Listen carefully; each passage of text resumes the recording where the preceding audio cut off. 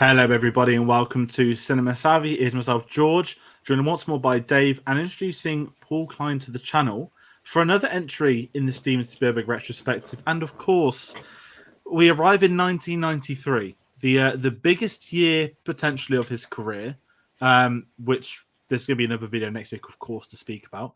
But we are doing the review for Jurassic Park, not Jurassic World, none of them, the original Jurassic Park. There's a poster up behind me because it's genuinely been a very good coincidence of me doing a bit of room decorating. I've been able to move it around for 1 week. So this is going to be a very fun video. But firstly, how are we both doing today? Very good, very good. Looking forward. I've just watched this movie again before we kind of came on to make sure I remembered everything as I thought I did. But yeah, very good. Thank you very much. Yeah, I'm doing good. I rewatch this film way too often, so I know it inside and out. Excellent. This is going to be one of the big ones. You know, when you announce this series, when everyone starts speaking, it's like Jurassic Park is right up there. That is the one a lot of people speak about.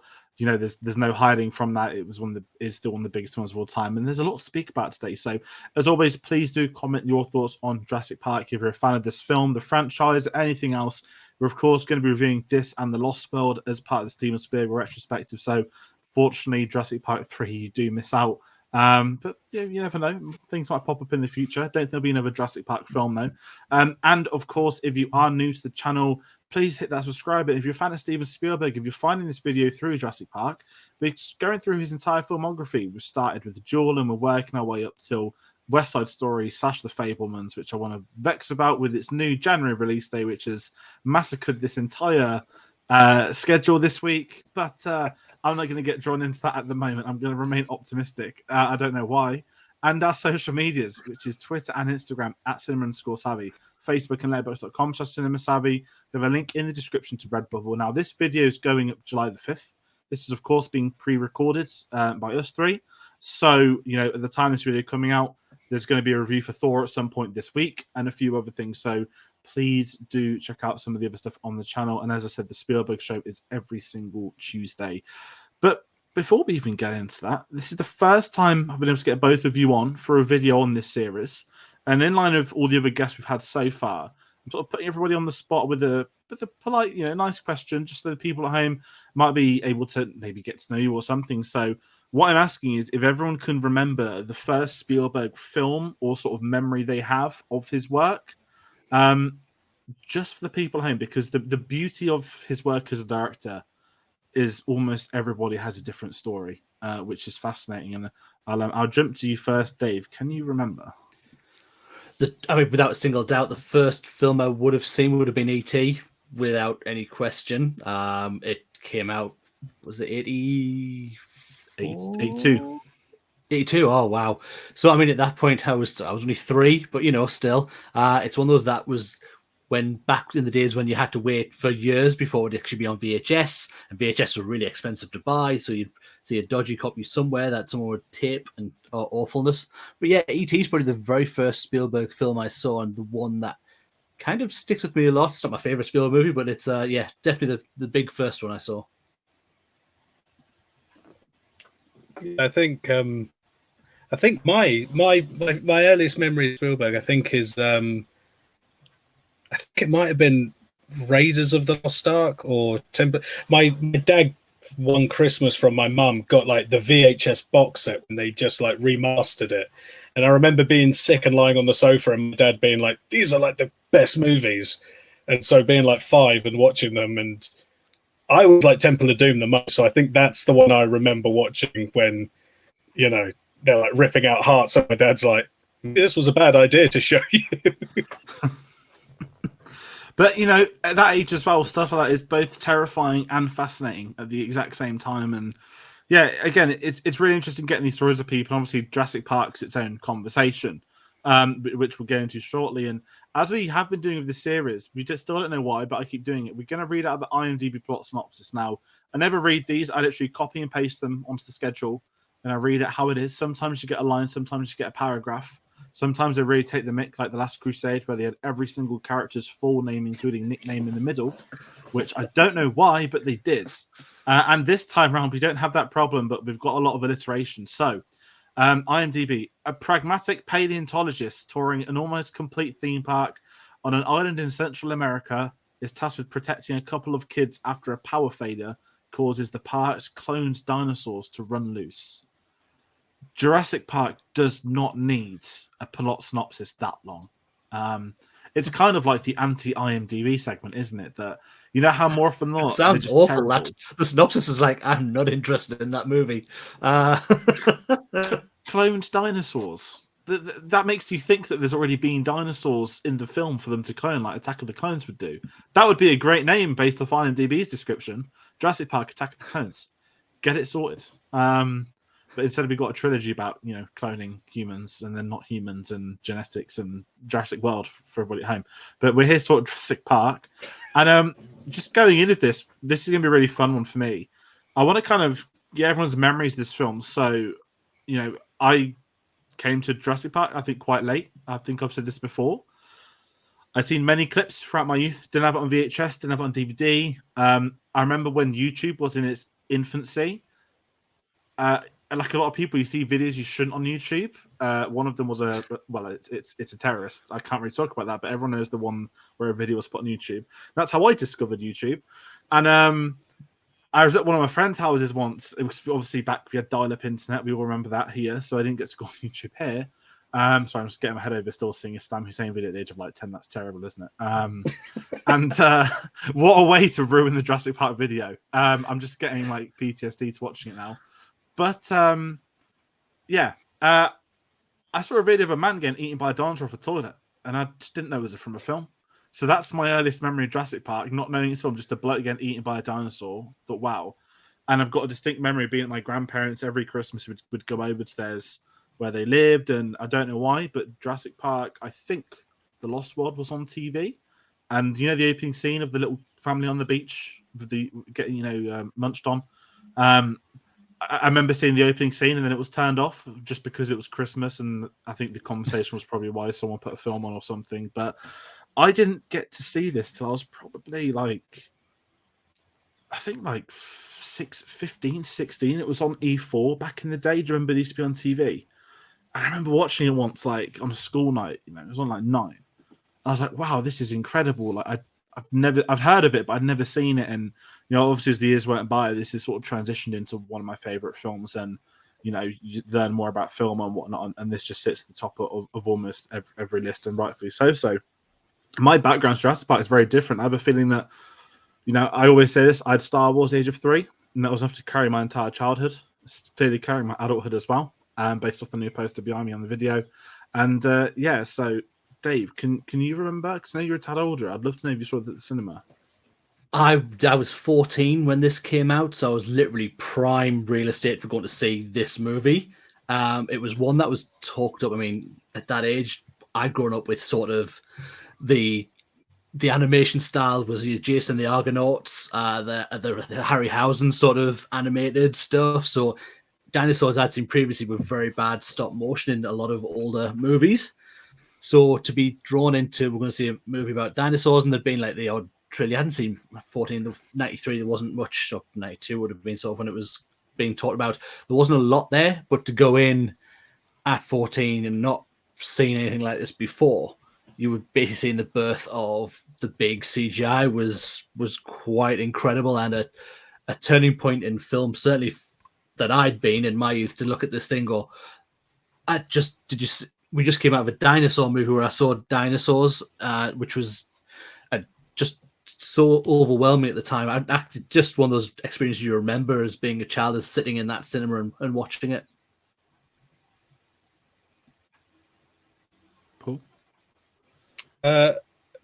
See, I'm trying to remember. I think for me as a kid, I went through the classic obsession with dinosaurs at like age 5 that I think every child has to go through. I think it's like hardwired into you. It's like puberty, but it's like that 5-year-old dinosaur obsession.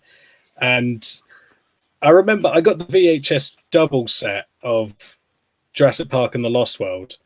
And I do remember watching it. I'm pretty certain Jurassic Park is the film where I was like, I want to make movies. I want to write about films. I want to write them. I want to direct them. I want to watch them. This is my stuff. And so for me, yeah, it was a very sort of important film in my life because it's the one that I was like, movies are the thing. And since then, you know, when it got released on the was it 20-year anniversary, I went to see it.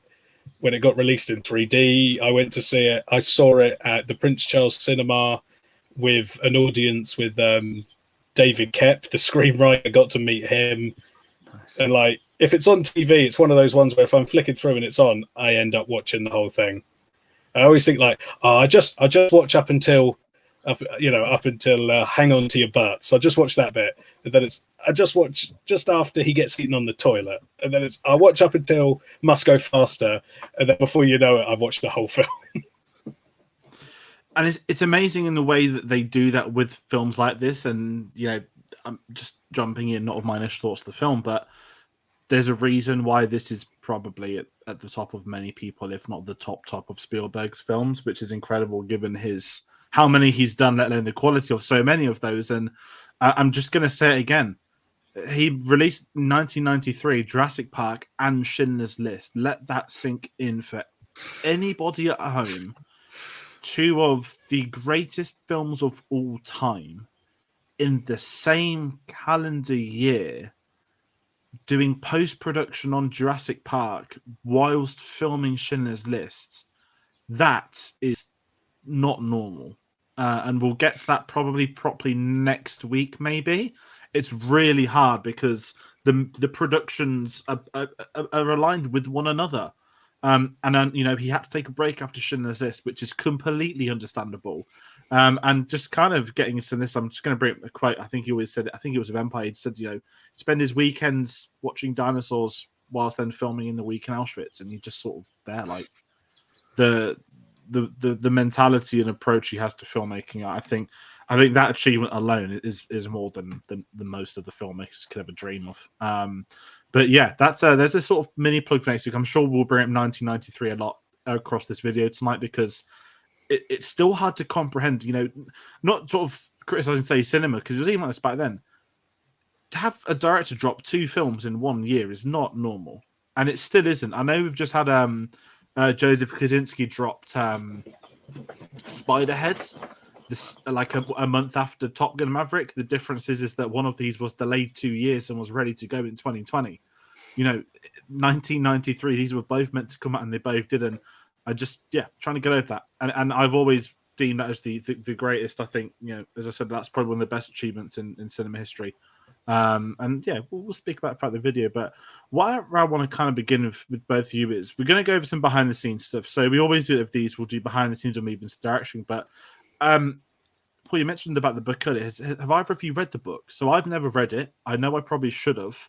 I haven't even finished my Master and the Apprentice Star Wars book before the Kenobi story finished. So I can't even delve on how far behind I am with my sort of reading stuff. But the rights were picked up for this before the book came out. And they got sold for $1.5 million, which in the, I think, 1990 that happened. That is extraordinary for a book's rights to be purchased before the book comes out. And then it's probably more common now more than ever. But I'd just be curious if anyone here might have read it or is familiar with it, because I know it's very different to the film. I have the book. It's never been read, but I have it. It's that on the shelf. But yeah, it's one of those that it was like, oh, I saw no one did just say the paperback, just that. Oh, it's fairly cheap. I'll grab that, and it's sat. And I've never opened a page of it. Literally, it just sits on my bookshelf, looking like I'm quite well read. So we all do it. It's fine. We all do it. Yeah, no, I've read some of it, but I think my problem is, it's not the movie. And so some people have that with book where like the Shining thing where Stephen King doesn't like Kubrick's movie because he's like, yeah, but it's not my book. And I have that with the Jurassic Park book where I'm, yeah, but it's not the Spielberg film though, is it? You know, and I think that, and the characters are so radically different. Like I've watched videos on it as well where you're like, Spielberg, you know, I know he doesn't write his screenplays, but he has a lot of input. And it did feel like he basically just put a massive X through it and went, no. This guy's this. This is this. You know, can we make it about dad issues, please? No, it's really well said, and with that, obviously, you mentioned you met David Cobo, which is great. He helped adapt / rewrite the screenplay with the author Michael Crichton into the way Spielberg wanted it to be. There's some really interesting ideas. You know, some of the most classic moments I'll spiel those, which is the T-Rex running after the Jeep. That was his suggestion. They were just going to drive off after hearing a footstep. I mean, again, it's like you think of little moments like it's one of the classic moments and scenes, and it's like, oh, this was. Again, it's his idea, and what I kind of love with Spielberg, where we are in, I guess we could say, looking at his career, we're in the early 90s. He's been making films for 20 odd years. This is the 15th episode. His name is there to turn around and say, "I'm Steven Spielberg. I'm going to do this." And I don't think he is that arrogant, but he knows that he can make a film and have the funding and have the studio working with him, and just something that kind of pans in with this, which is. I know Paul Mean spoke before we came on, which I think kind of sounds terrible, but probably not as bad as I've read it. But Spielberg originally wanted to do Schindler's List first, but Universal basically told him, if you do Jurassic Park, we'll actually let you make Schindler's List. It's amazing that conversation even happened. It kind of, as you said, it make you think it'd be the way around. Like you make the drama first and then let them have the blockbuster. But I'm just going to assume, off my limited knowledge, that the book reaction and the money they put into that was so instantaneous. Like, you've got to get this done. You've got to get this made. That he then had to sort of do both together, which is, I'm still comprehending that he did both these films in the same year. It's I'm going to be this the rest of my life. I'm just going to, it'll be the year, if I make it to like 2050 or something, and then someone's going to be like, this director's got 2 films out in 2 years. I'm going to be like, wow, in 1993, Steven Spielberg did Schindler's List and Jurassic Park. How do we feel with that? I think what it is as well is it's not just that he drops 2 movies in a year.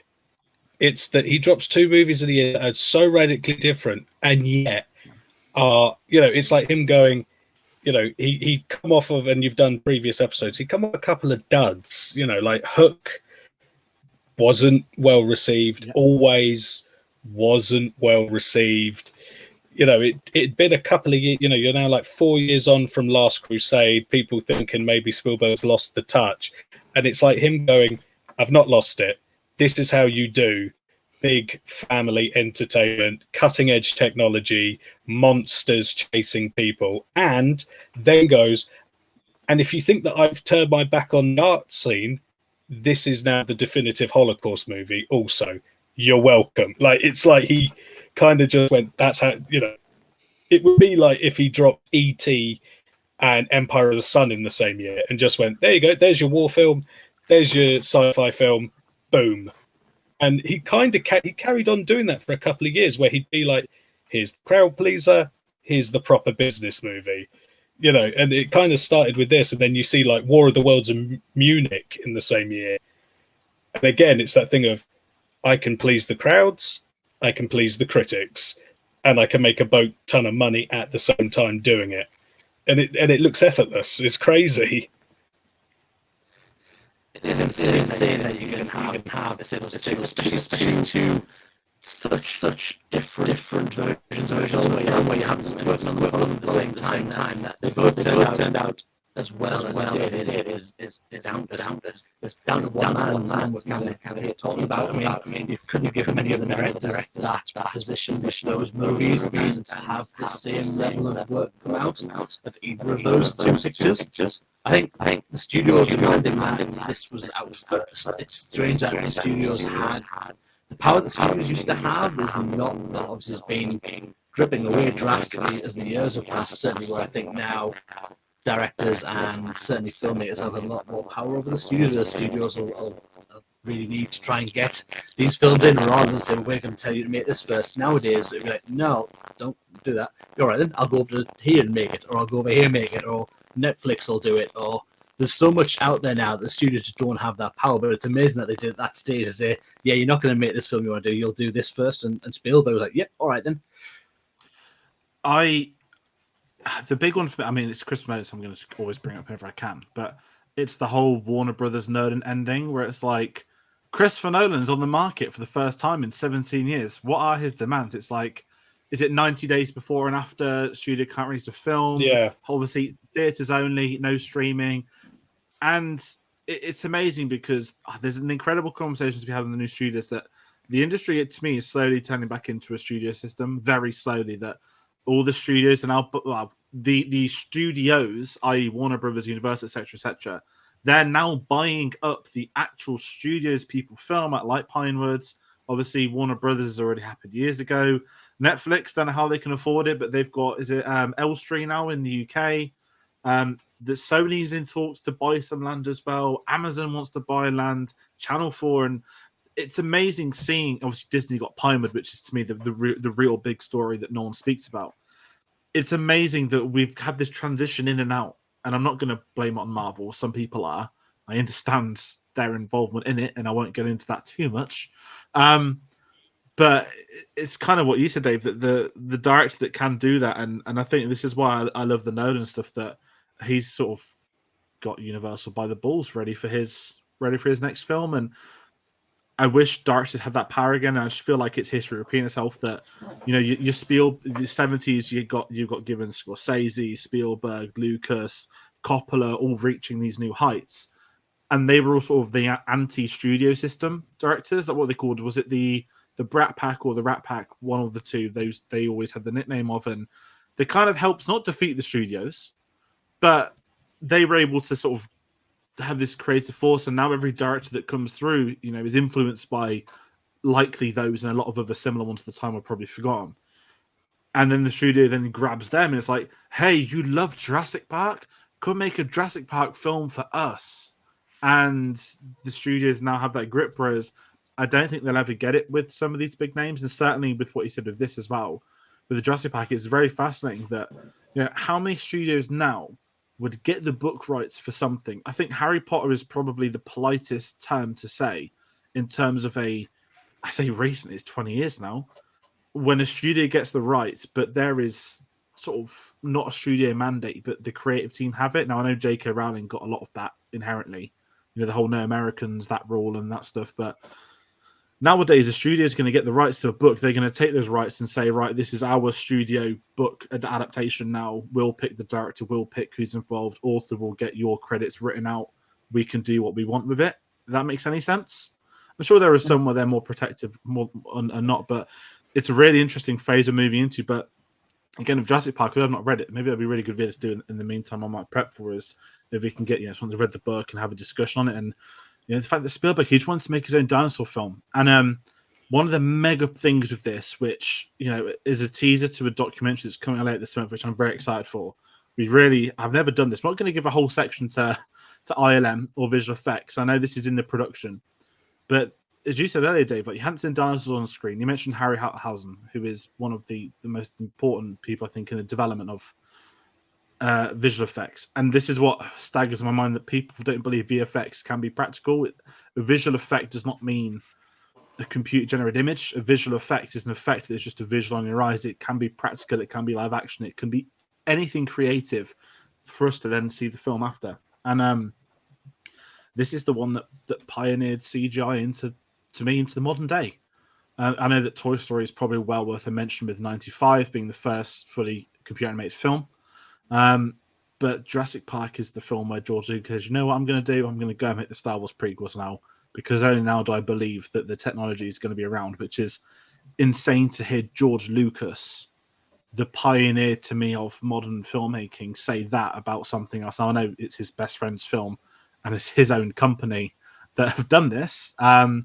But it's really interesting. And what I want to talk about, you know, I'm not a VFX specialist. I've always had a very vested interest in this. But as you said, Dave, Jurassic Park, it's seeing those dinosaurs for the first time, and even looking at it today, and I don't really want to diss Jurassic World too much, but I'm going to. We're in the 2020s now. Do it. I'll do it. I'll do it. Dreadful. Hate them. It's just that the dinosaurs look better in this film than they do now, and it shouldn't be that way. And I know why. It's a combination of how they used visual effects back then. You have a combo of animatronics, you have a combination of shooting at night, shooting in the rain, but that's all resources at the director's, you know, at his own end. And you can also have a whole other conversation about how VFX teams nowadays are completely, what's the word when you're overworked, burnt out, project to project. Marvel's probably the one that people speak about a lot with the whole She-Hulk trailer. Without getting into that, it's just watching this film again, watching it this week, and we've had a remaster on the 3D you mentioned earlier, Paul. They actually ILM did up a few of the shots. I know they used to do that with George Lucas, maybe sometimes a bit too much of George Lucas' stuff, but it still looks phenomenal. And yes, you can see some of this is clearly from the 90s, but when you've got a practical T-Rex on the screen, there's a reason why that resonates with people, and it is very much, probably, Dave, I'll hand over to you after, but as an audience member, you are seeing dinosaurs. Like, it's not, I'm lucky we've grown up in an era where there's been Jurassic Park films. There's been that Disney film I saw as a kid called Dinosaur. We've had Walking with Dinosaurs on the BBC, which I remember when I was younger as well. And, I think not that they're taken for granted now, but it must have been something special seeing this, as you said as well, you're the prime age, you're a teenager. In 93, like, how was that? I know we've spoken a little bit earlier, but if that makes any sense. I don't know what exactly saying. It's an incredible thing. I say the mix that they did with the practical. I mean, the Stan Winston Studios work on that full size T-Rex model, to have that on stage for them to work against, and then just be given the CGI treatment for when it was moving and things like that. It's just an incredible thing. But to sit in a cinema and you're going to see a dinosaur movie, and you weren't expecting, okay, we'll see some dinosaurs. You don't ever at that point expect to go in and see dinosaurs. Like when you first see that Brachiosaurus show up now, when watching it today, I say, all right, it does have a very 90s CGI feel to it a little bit, and just the way the skin is, and just not off. It still looks incredible for the age of it, and just think, all right, okay, and see, it's aged a little bit, but still, when you're sat in that screen and it's there, and it's the first thing you're saying, it's still mind blowing that was able to be achieved. And I mean, you see the reaction of Dr. Alan Grant and seeing that dinosaur. That was pretty much everybody in the cinema when that happened. It's a bizarre thing to be seeing at its infancy, and it's still mind blowing now at how good it is. I think as well, the thing with the visual effects, and if you compare it to like the newer ones, and why people aren't walking out going, "Wow, look at those dinosaurs," is that I think it comes down to how Spielberg frames them. He frames that first time you see them, it's from afar. You get the mass of the brachiosaurs. It's all about the build up and anticipation. And I know there's that it's like a 2-hour film, 15 minutes of dinosaurs total. But each time there's a dinosaur on screen, there's such a sense of wow. And then when you get to like Dominion, there's dinosaurs all the time. Here's a dinosaur, there's a dinosaur, there's a dinosaur, and also the dinosaurs now have no personality. There's all this stuff about Blue and we can train dinos, and they're monsters. Not to review Dominion, but every single scene is people go into room or cave or building, there's a killer dinosaur. They go into another room, there's a killer dinosaur. They have to fight the dinosaur, they leave, there's another killer dinosaur. And Jurassic Park and The Lost World, which is a darker movie, but both of them kind of go, yeah, it's a zoo. And if you were trapped in a zoo and all the animals got out, then you'd have to be careful because the bears will attack you and the lions and the tigers will attack you. But you'll also see some gorgeous flamingos and some majestic elephants. And it's the same thing with that is, it's that anticipation and the fact that even when it comes to the T-Rex is a character. You're in his zone. You're trespassing. And when it comes to the velociraptors, they're like wolves. They're prehistoric wolves, and they're clever. They're villains. They've got personality. They talk to each other, and he treats them as characters as opposed to props to hang the next fight sequence on, which I feel like even Jurassic Park 3 kind of got a bit lost in the let's see two giant dinosaurs bite each other's necks, and it's like, yeah, it looks cool. And as a kid, I was like, that is cool, watching Spinosaurus versus T-Rex. But once you get past King Kong, where it's giant ape versus 3 T-Rexes, anything else, it's like, yeah, I've seen it. It's been done. Whereas, the thing about Jurassic Park is each dinosaur is its own character. You could imagine it played by an actor. And I think that's what really sort of is the reason why people still go back to this one the most, is that, he builds up the anticipation of the dinosaurs. And then when they're on screen, he gives you the time to embrace them, as opposed to just going, look, scary monster jumps out at you. Yeah, it's really well said, and he doesn't ever take it for granted. It's almost like he knows this is going to be historical in a very weird way, that he knows it's not something that's been done before, and what they are doing is groundbreaking. I know that I don't know the name of the program, but when Dave, you mentioned some of the skin of the dinosaurs, that's the first time they've been able to render like full computer generated image. I think like skin and textures on well, obviously not people in this, in dinosaurs, and it's something we see a lot in the 90s, and actually something I didn't have on my schedule, which I want to bring up as well, another George Lucas thing. Sorry, I love bringing up George Lucas stuff. This film, they created DTS, which is Digital Theatre Systems, and they were the first ever digital sound crew, and George Lucas helped supervise the sound crew on this, which is amazing. Because it was only when I'm going back to watching Last Crusade recently, the Blu-ray begins with the THX sound, which I really, really miss. That is still one of the best ever ways to approach from being honest. And again, it's just that it feels like this is historic before it's even come out. That it's such a big deal, and it's really what it says as well, Paul, that nowadays it's not just taken for granted. It's Spielberg treated these as animals as well, not just monsters. And this whole film, and this is where the characters come into, we get to later, it's the not maybe he's innocent to a point, but it's John Hammond's like innocence. It's like blind innocence, isn't it? That he's so infatuated by the idea and the concept. I mean, I know it's the Jeff Goldblum quote. We'll get to that wrong, but I thought you were about to say it. Yeah, I'm not going to say it. But it's just amazing, and I think again the film's so aware of that. And it's an important thing to have, because if humans did coexist with dinosaurs, we really wouldn't last long. I'm not going to comment on current events, but I don't think humans. I think as well. Well, I think as well with the visual effects, it's not just Jurassic Park. It's like even if you go into later films, he still has that thing of, if you're going to introduce the audience to something spectacular, it has to be spectacular. Like if you get to the way he shoots the Brachiosaurus at the start of Jurassic Park is the same way he kind of shoots the tripods in War of the Worlds, where they first appear, and Tom Cruise is, he's a short man anyway, but he's that tiny little figure, and there's these great big monsters in the sky, and he shows you the crowds of people going like, what is this? It's this otherworldly thing. And I think what's quite clever, and it goes back to Jaws, is less is more. That's the other thing he does with this, even though and Hammond, I do feel like is him. I feel like Hammond is Spielberg in this film. And when he's talking to Dr. Sattler and he says, I wanted to give them something real, it feels like Spielberg going, I couldn't give them a shark. The shark didn't work, but now I can give them dinosaurs. And it does kind of feel like that's him going, this one is for real, guys. I'm going to make you believe in dinosaurs again. And that's the kind of thing why I think it works. I'm going to Hammond because... I'm sorry, Dave.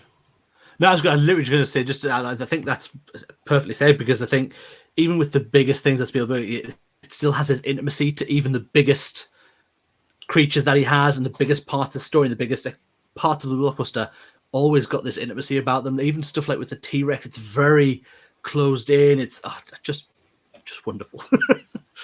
No, it is, and it's fine that I think people go in with such a sharp eye for stuff like this nowadays of blockbusters, and I think when we've been spoiled by filmmakers that have made some of the best blockbusters ever, consistently, annually, even almost, it's one of them where this just stands for the rest. And kind of what you said there, Paul, about Spielberg's done stuff before, and just as a random commentary, he's made and I don't know if it's an achievement, say the best Holocaust film of all time, but certainly the best war film. We're number one. Yeah, like it's like, you know, it's a tough one, but if you break down like subgenres, has he done the best war film? Yes, 100%. And you can tick off.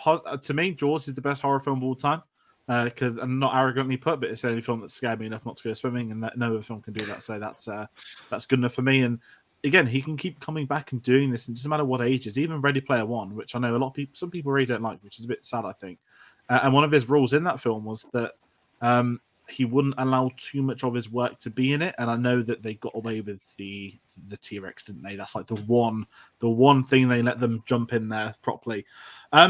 But where we'll go into, I mean, we're going to talk. I mean, we spoke a lot about Spielberg. It's really hard to sort of talk about the thoughts on direction because we're just going to honestly just praise him for the next sort of hour and whatnot. But to me, I don't even want to jump and say this is like an act of maturity. It's what I've spoke about, where it's him, his consistency with his work. But where I want to particularly home in is the relevance of this film on his work. That I think everything I mean, it's even House of Jurassic Park. It's just 1993 for me. That having these two films in the same year, it's hard to, I feel, move on and pick out Jurassic Park and say, well, Jurassic Park's influenced X, Y, and Z. We know it has. We'll get to that stuff later on. But it's his actual direction. It's you can't just say Jurassic Park did this for him and move on. It's got to be that conversation of Jurassic Park and Schindler's List in the same year, which we keep saying, and people are bored of it. You know, it's I just can't move on past it because, you know, you talk about like some of his signature traits, which we spoke about, his use of David earlier, like intimacy, all of it. And what I guess I can say is we get to see, you know, Paul said he basically is John Hammond, and that's like certified it for me. That's his approach to this film. And now I've sort of heard that. That's all I can really think of with this is that, you know, he's been able to craft this film in his way, in the same way that Hammond is able to create this theme park in his own way. You know, when you get the conversation with the raptors or Dilophosaurus, it's really fascinating how obviously they're going for Hammond for saying, why these? And you can think as a viewer or us saying, well, why did Spielberg pick those species of dinosaur as well? Or the creative team on, obviously, you know, T-Rex is a non-negotiable. You just wouldn't do a dinosaur film without one, would you? If you were going to do a Jurassic Park themed one, you could be like, Velociraptors, it's a bit of a question mark, but T-Rex, yeah, there's your selling point. It's literally the logo at the theme park, and it is in this, and it is the main event. And as you all said, he treats these dinosaurs almost as characters and as events. And you know, we'll get to some of it later on. But do I feel like I missed anything out on directions? I don't want to bring up anything else before we get into some of the characters and the story, because I know it just flow into that as well. Just that I don't think in the hands of anybody else we would have got the same movie that we did. I think it's doubtful that it would be the film that people still come back to and adore as much as it did. Yes, he may have still had an ILM influence. You might have got that, but I don't think without his direction we get this Jurassic Park.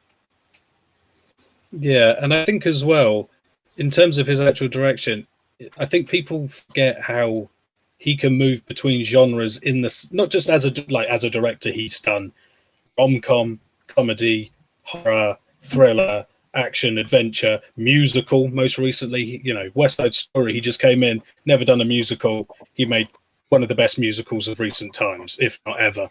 Just did it. And with this one, he's kind of spinning plates because he's like, okay, we're going to give you, an adventure film. It's kind of travelogue. It's kind of silly. There's stuff about dinosaur poo.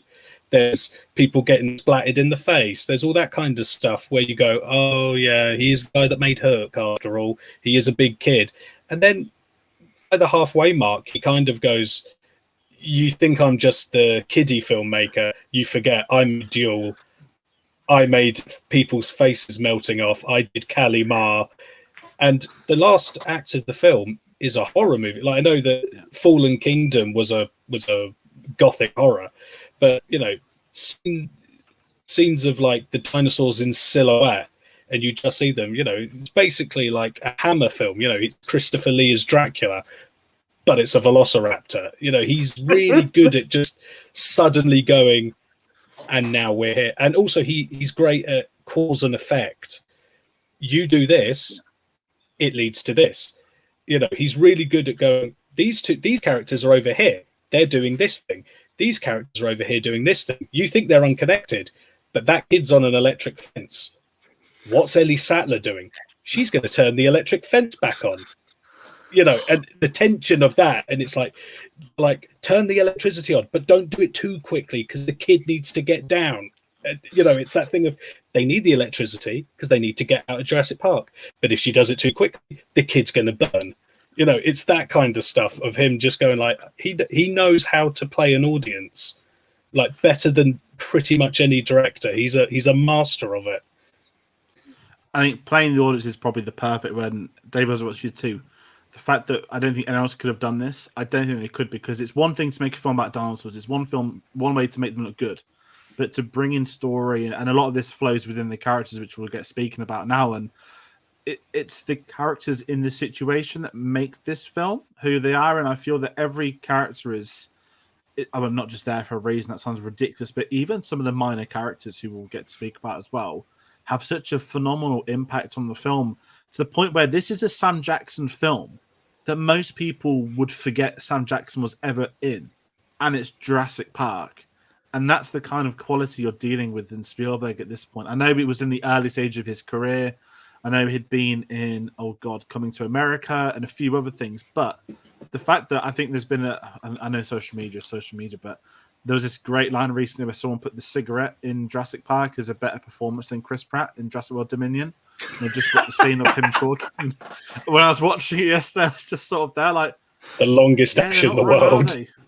Like, it's a fantastic performance. I don't know what you'd call a cigarette performance, if I'm being honest, if that's a thing.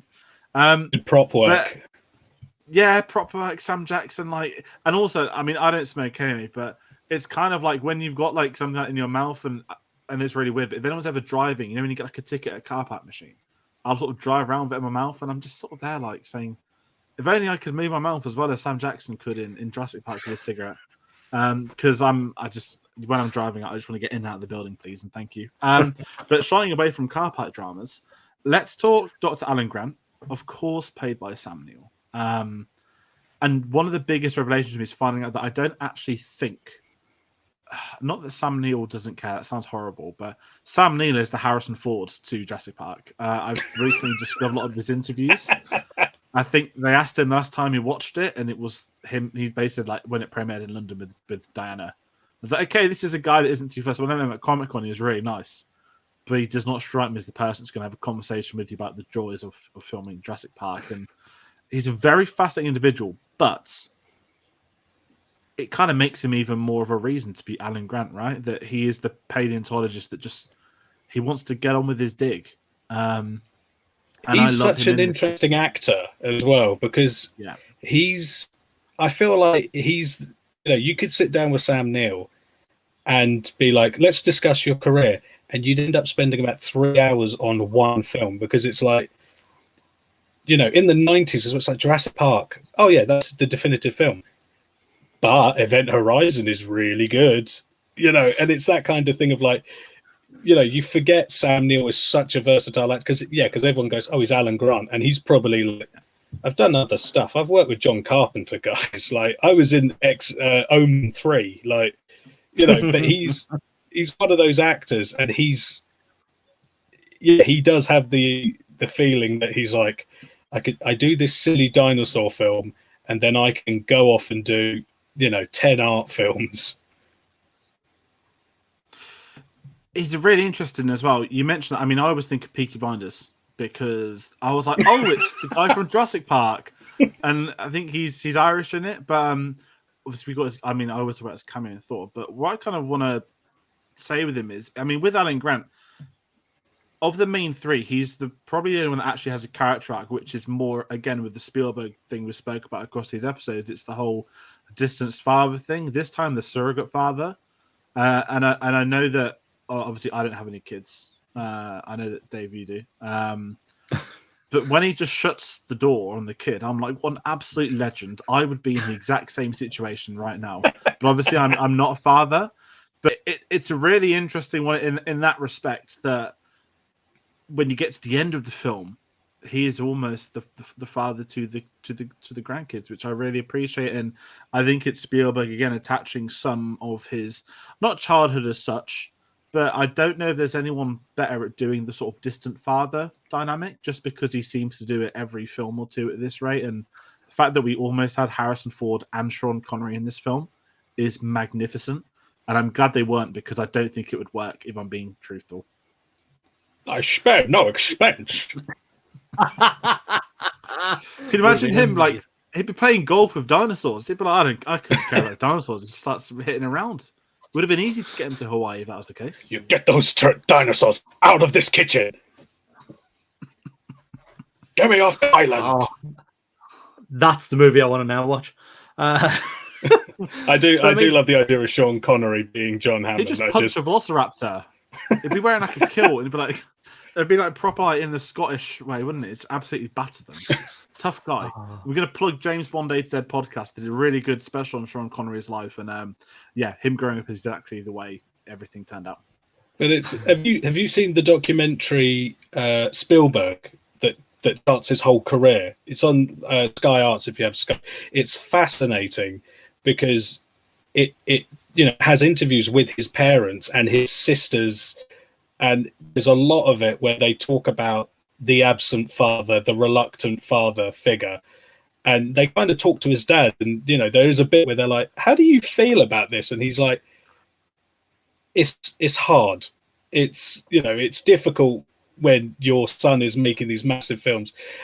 And there's a really interesting moment where you find out that his dad didn't walk out. His mum had gone off with his dad's best friend, but to spare the kids, he was like, I'm leaving. And it's that kind of thing of like, you kind of see Spielberg soften on dads once he found that out. Because there's a lot of stuff, like Close Encounters, where it's like, he just ups and leaves his family to live with aliens. Like, that is a dick move. That is like, I get it, they're aliens, but you have a kid, man. And E.T. And then you kind of see that, by the time you get to Last Crusade, there's a softening of the dad thing. And then there's dad stepping up to the plate. And also, the idea of the surrogate dad kind of plays into when he married Amy Irving. Amy Irving? No, Kate Capshaw. Sorry, Kate Capshaw. He marries Kate Capshaw. Kate already had a daughter, Jessica, so he's becoming a stepdad. And the films kind of feel a bit like him kind of going like, how do I navigate being not a dad, but I'm a dad? And, he's adopted kids and then he has his own kids. And you can kind of see through his filmography, him grappling with his childhood, with his Jewish identity, with his dad leaving, discovering it wasn't actually his dad, getting divorced, getting remarried, the kids, all that kind of stuff. And it's fascinating that with Jurassic Park, it is that kind of thing of a guy who isn't sure he wants to be a dad kind of being thrust into a situation where he has to. He's got no choice. And it's, from the beginning where he, it's horrible to that kid where he's explaining raptors ripping his stomach open. And you're like, dude, like, come on, man. He's only 10. Only way they'll learn. At the end when the two kids are lying on his lap and he's hugging them and he's protected, it's fascinating, like getting into his mind. It is incredible that you have that story. I think Alan Grant is you're right, he's probably the one who's got the main story art across that, his turning into this parent figure. And I think it's played so well. I would shut my kid out of a car if I could some days. Which car are you traveling in? Not the same one as dad today, because they get like that. So I love the growth of his character. I love the whole once the bass player from the Queen movie gets electrocuted on the fence. Oh, Tim! Tim. I love that it takes over this urgency and like bringing them back. Him giving that kid the kiss of life to bring him back is just this moment of like full acceptance of these kids is almost his own to protect. I just think it's such a lovely and well done arc when you don't really have much. None of the other characters really have that growth through the movie. They're there to serve a purpose around the dinosaur stuff, but that is a real arc in the movie, and I absolutely love it. No, it's really well said with him because I feel like he's the main character of that. And one thing people spoke about recently, I don't want to sort of dive into personal lives and stuff too much, but a lot of people finding out that Laura Dern was like 21 when she filmed this, or 21 when it came out, which completely surprised me because when you see, I guess it's a compliment that Sam Neill looks a lot, I think, younger than maybe his actual age is, and Laura Dern is far more mature than her age at the same time. I love their relationship in this, and I'm not going to talk about Dominion. I'm just going to say I'm not going to bring up that nonsense, but it's really fascinating their parallels, and maybe this is a criticism for, and again, there's nothing to do with this series or Jurassic Park 3 series in the Spielberg series, when you sort of, they just ruin what could have been with the weird phone stuff and all that. That's a different conversation. I won't get into that because I'm getting annoyed, but those two in this, the Ellie Sadler, she's far more, not like light-hearted with them, but obviously with the kids, like playing pranks on him.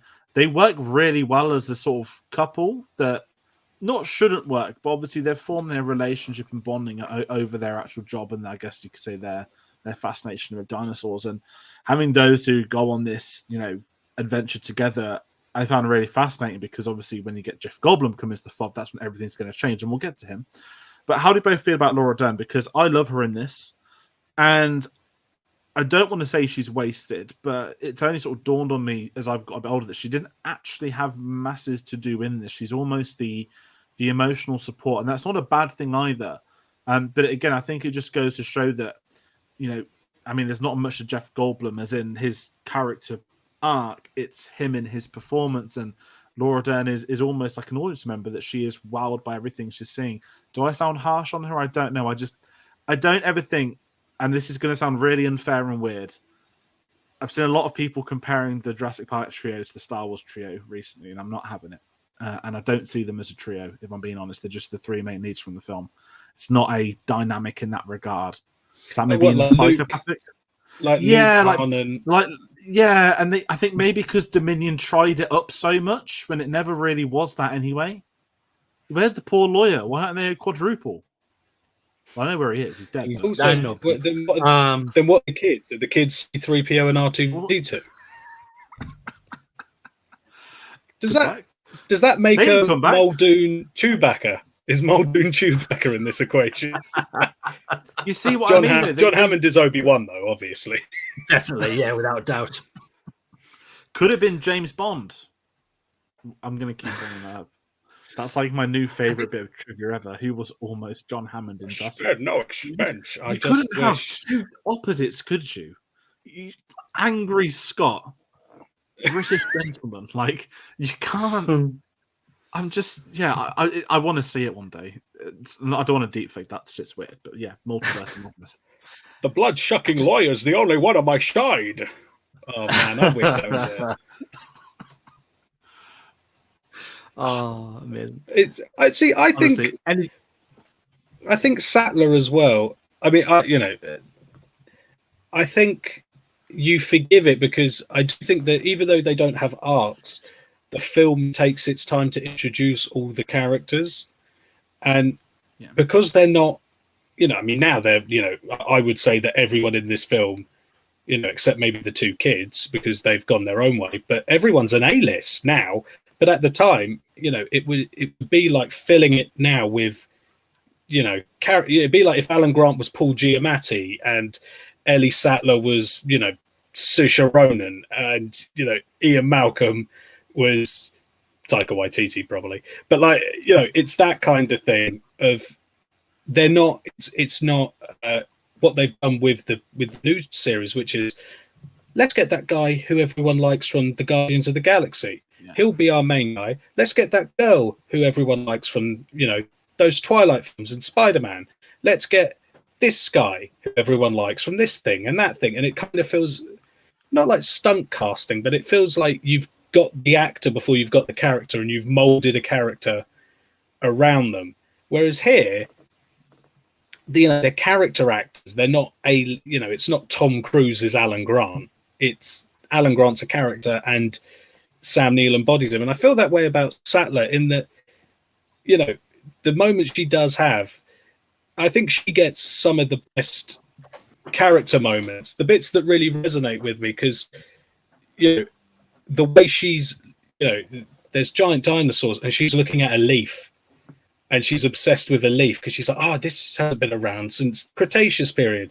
Or the fact that, she will literally almost dive into a pile of dinosaur poo, that kind of stuff. And she's the one that, tells John Hammond off. She's the one that says, you're just making the same mistakes. This is still a flea circus.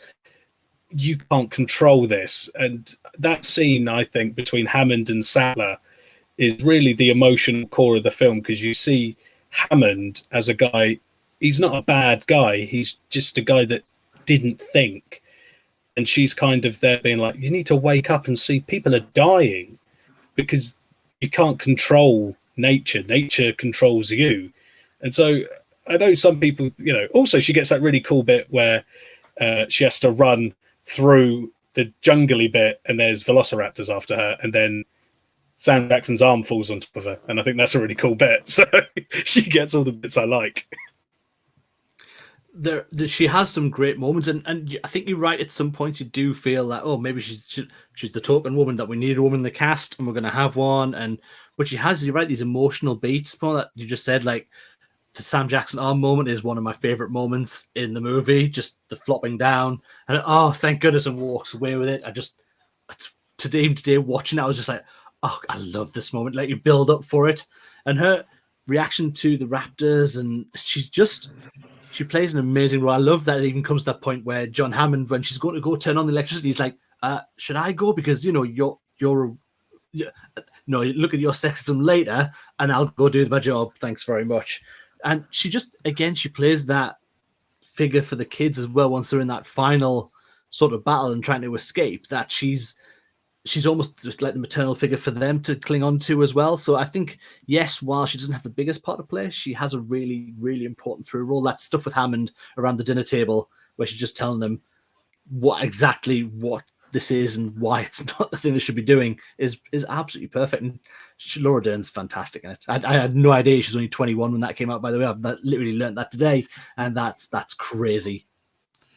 I mean, she looks phenomenal now still. I mean, listen, I'm not going to get on Last Jedi Hype train, but I think you are right, Paul, when you said it. They've all gone on to be the A-listers in their own right in this. And it's one of the films that I think not only did it forge them, but because, they didn't come back for Jurassic, but you never had like them each coming back together in every film. And because that never happened, that's almost protected Jurassic Park, because that was one where they were all in it together. And if it just kept happening to the same three people, it would, I don't want to say Jurassic World again, but it's like, oh, it's the same people again. Great. And the really interesting thing that the Jurassic Park sequels did is bring in new characters with one or two older ones and familiar ones and whatnot. And we're going to get to the Jeff Goldblum bit now, who is without a doubt one of the, I don't even know I was really talking about Jeff Goldblum, I'm being honest. He is just Jeff Goldblum being Jeff Goldblum in Jurassic Park. And listen, there's nothing wrong with that. It is absolutely superb. And he is incredible. Every single time you see this film, it's that weird laugh that you don't know if it's a laugh or a growl. It's him lying down. It's just Jeff Goldblum being Jeff Goldblum. And I feel like the film needs it, because the best thing, I wouldn't even say he's there as the outright comic relief. It's almost as if his performance gets better with how he has done in real life. Does that sound a bit weird? That because he's now got the Jeff Goldblum caricature, which he's magnificent with, when you go back to Jurassic Park, it kind of makes it better. And his character was right the entire time. And that's why his character, to me, is one of the more interesting ones, that from the first few moments, he knows why. The fact that, I don't know if chaos theory is a real thing. I'm sure it probably is somewhere. But the fact that's like his almost job title and he's there to do this. And I just think it's a really, really well-written role for him. And I just feel that him in this is just he is the centerpiece. It's like unintentional comic relief, if that's a phrase. Is that fair? I think it's as well, is that people, obviously, I think his delivery of lines plays a big part in it. But because everyone quotes, life finds a way. But the whole film is so quotable, because I think every character's got a great line that you can repeat.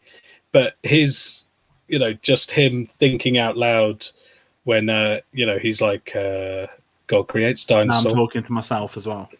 Yeah. Now I'm talking about, or tiny little micro hairs, that sort of stuff.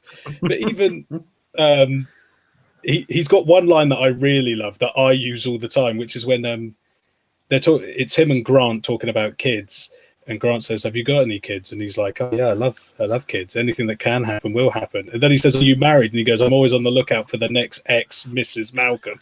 It's such a great. You're like, yeah, this guy's kind of. If it was made today, he'd be played by Matthew McConaughey. He's here for a good time, not a long time. He's all right.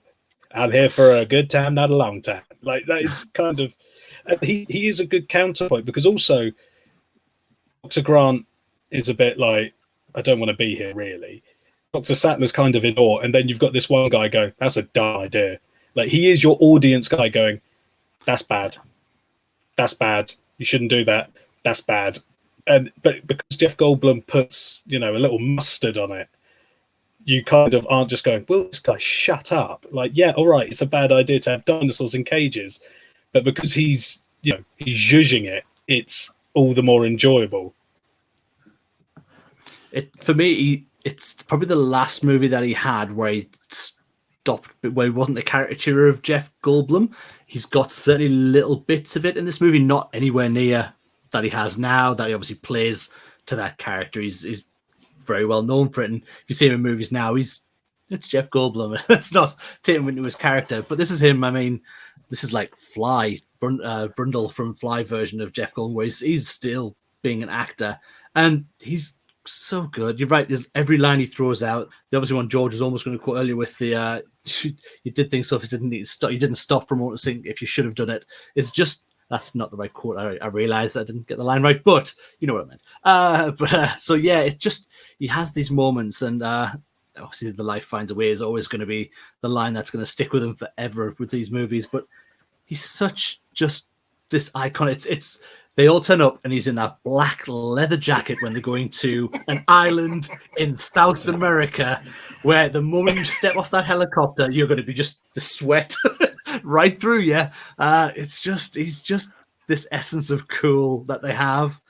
And I think the chaos stuff that he's talking about all just seeps into that character as well. This really cool, laid back guy who just is still not even like there's dinosaurs, and he's not really that concerned about that either, apart from the actual what could happen in life with that. He's like, oh, all right, just carry on.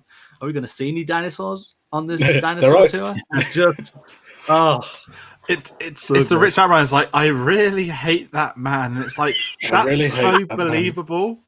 Like, because he literally plays Santa Claus anyways. It's unfair, but you've got the cutest, dearest old man, and he's had enough. And it's like Ian Malcolm knows he's winding up people, and he thrives off it, which is why it makes it even better as a performance. And even politely put up, Jurassic Park 2 is a few weeks away. There's a reason he was the first one to come back out of that 3, right? That they got him in for Jurassic Park 2. The other, they probably wanted all 3. Maybe I'll do some more behind the scenes near the time, but it's Ian Malcolm back, and we get to talk about the amazing yawning transition, which is still one of my favorite transitions ever in cinema. So good. I mentioned Rich Attenborough.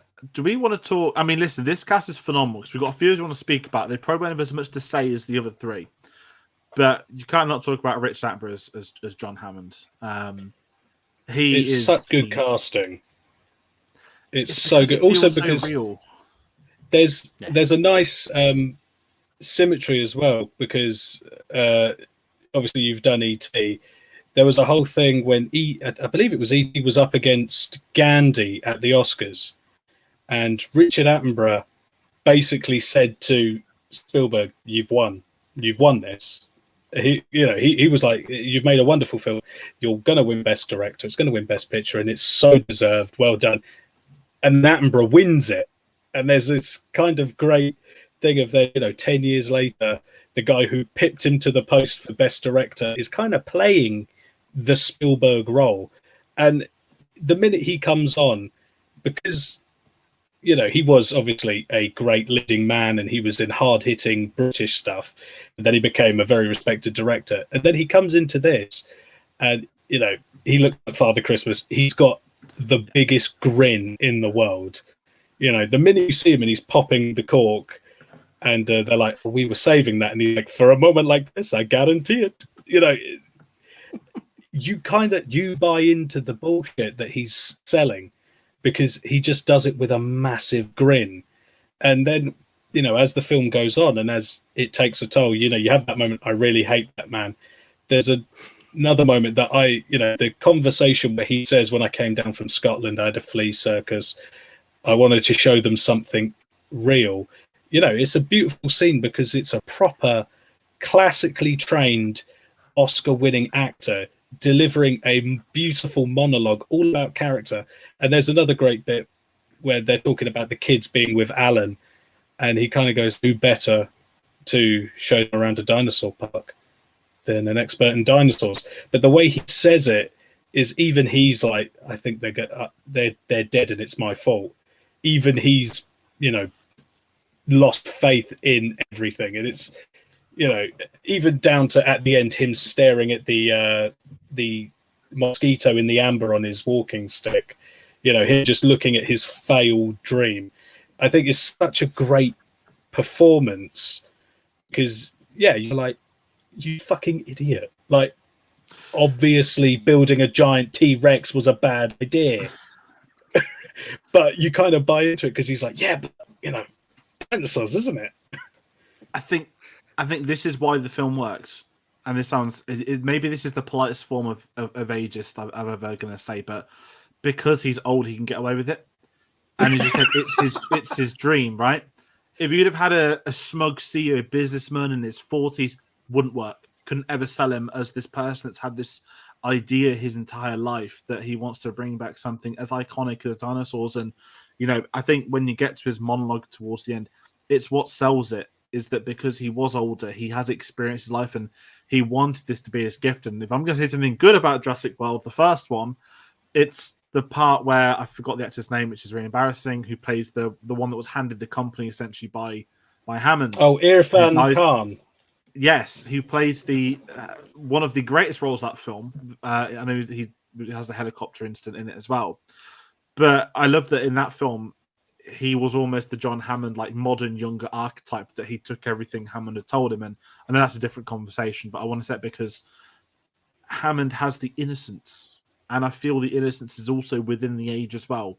That as in his later part of life, this is why it's his pipe dream. It's getting this done to the next level, and it doesn't feel as not computer. That is something radically different from the book. That I in the book, Hammond is a bottom line money guy, cheapskate, kind of what happens kind of guy, and it does feel like Spielberg was like, that's not what we're doing with this film, because all the way through, no matter how much you're like, you can say you spared no expense, but you clearly spared some expense here.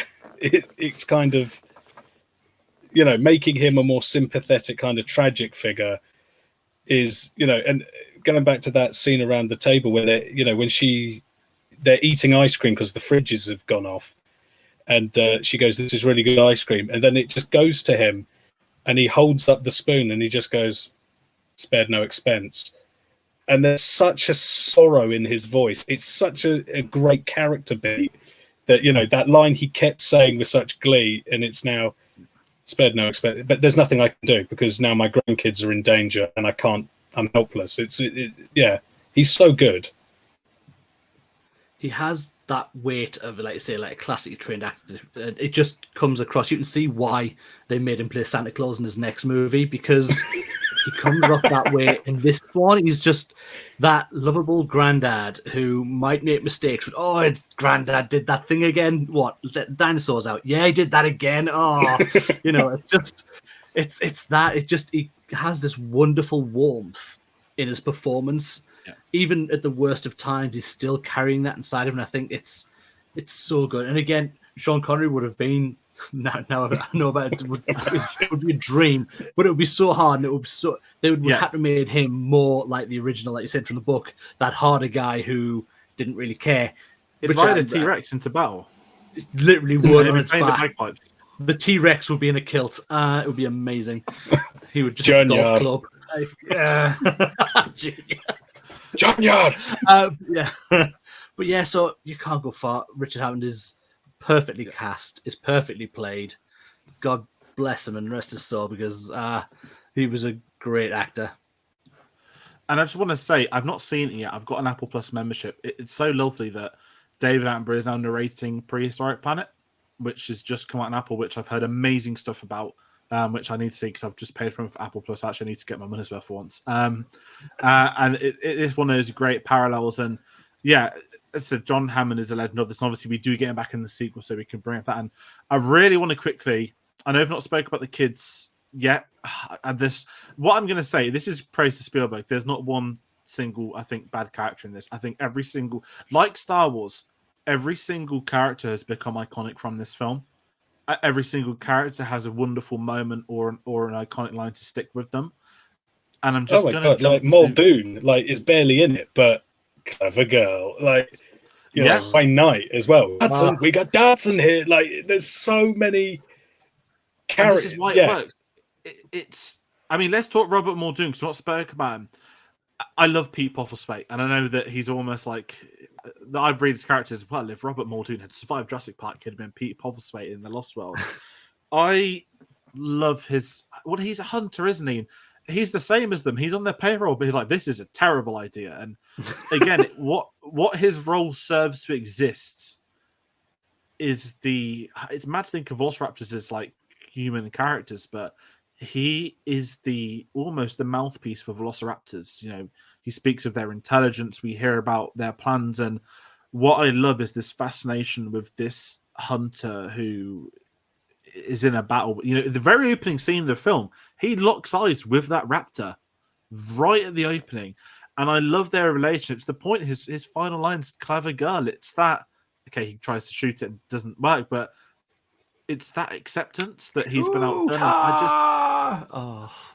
It's just. I know. I think he's wonderful. I think he's wonderful in it, and that's what you need when you've got this. It's not a heavy film, but you've got these main leads, but it's the support characters. It's his introduction where it's his introduction, isn't it? Where he's complaining about something to Hammond, and Hammond's doing the spiel of, and this is where we keep the blah blah blah, and then he's already going, I already told you that we need to have more fortified fence, and he's already on that thing, and it's like, and you know, Hammond's already like, you know, trying to shush him, and it's like, yeah, he's kind of, you know, if you don't listen to Ian Malcolm because he's a bit smarmy, then you've got the guy who's literally wearing the vest and the shorts going, you know, don't go into the Tyrannosaur paddock. It's crazy that he's from the start. He's like, I said, he should have destroyed them. It's like he just doesn't believe that they should be there at all. He is like like George said, he is the mouthpiece. He gives all the exposition for the Velociraptors. He gives exactly what's going to happen later on. He tells us how well they hunt. He tells them that the female killed 6 out of 8 of them to become. It's so well played, and you're right. The clever girl moment is so iconic now. You can't not hear any clever girl. It's an incredible moment in a tension, like a really hype tension part of the movie as well. To then lose that character who you probably thought might get out because he was the hunter and because he'd been around the dinosaurs, that he maybe would help them all get out, but apparently not. And he was excellent. And I really want to quickly speak about Wayne Knight. As I said, I was a bit older. Just in general. You know what? This is really embarrassing. I've only ever seen like one episode of Seinfeld, and it's been on my list forever. And I waited and waited and waited for Netflix to upload it to only find out the travesty that they'd. I know this is a completely different conversation. They've not left it in original 4:3 aspect ratio. They've paid hundreds and hundreds of millions of dollars in rights to it, and they've cropped it all. And I won't watch it on principle now, so I need to pick up a box set. And I know that Wayne Knight is in it, which is why I'm talking about Seinfeld in Jurassic Park. I never knew Wayne Knight from Seinfeld. He was always Al's Toy Barn? Ned. No, do you know what? He was Nedry, but before that, he was Third Rock from the Sun. He was the local police officer that gets with Kristen Johnson from Third Rock from the Sun, and he's always that guy to me. Somehow we're all that guy. He gets an iconic death. He gets two of the best. Just that is the noise I'll always hear when I see him. That Dodson, we got to see, nobody cares, and then getting dinosaur spitting in his face is one of the all-time deaths. That is like, yes. He must have been you're going to fly me to South America. I'm going to work with one of the greatest directors of all time on a cutting-edge blockbuster, and I'm going to get the best death in the movie? What's the downside? Oh, I have to run around in rain. I have to roll around in the mud. I'm like, great. It's amazing as well with him. I mean, I didn't even mention Space Jam, which I always remember as a kid as well with him being in it. But so you can imagine me at like 16, like, hold on, it's Al in Jurassic Park, and you mentioned the death. That's the one defining image I have seeing this for the first time on E4. I feel like an ad break happened straight after he died as well, so you kind of left with the Dilophosaurus, like, whoa. But he has this presence, and I know he's done so many comedy roles, and yes, he's funny in this, but he is the villain of he is what you mentioned, cause and effect earlier. Everything is down to him being underpaid. Now, the big mystery is always into me. I want to know his salary.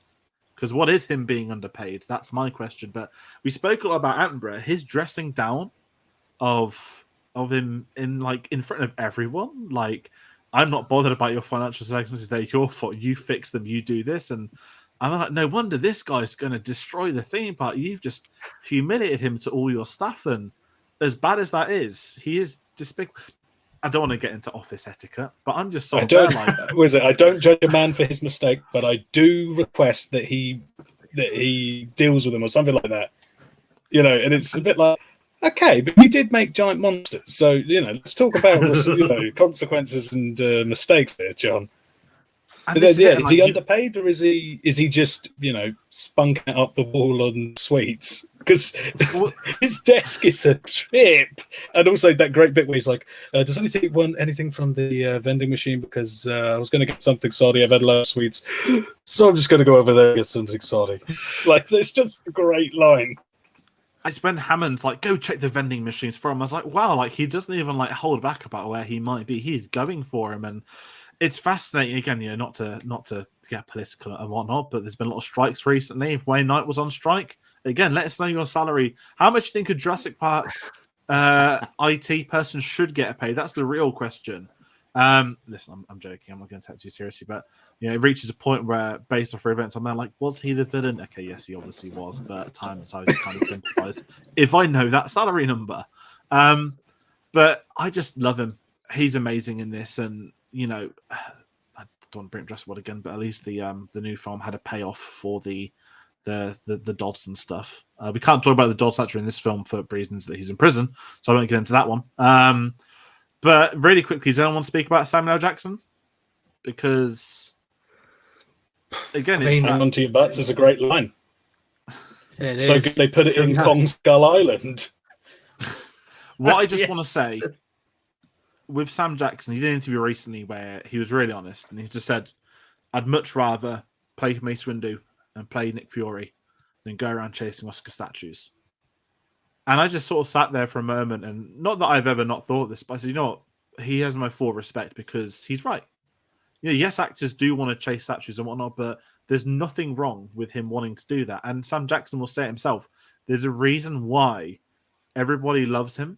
There's a reason why everybody says, motherfucker and everything. He should have as many nominations as Denzel Washington. I don't see why he doesn't. Maybe not wins. Like, he got one for Pulp Fiction, but when you look at his career of dramatic roles, it's like, well, he should have one for Hateful Eight, in my opinion. He should have one for Django.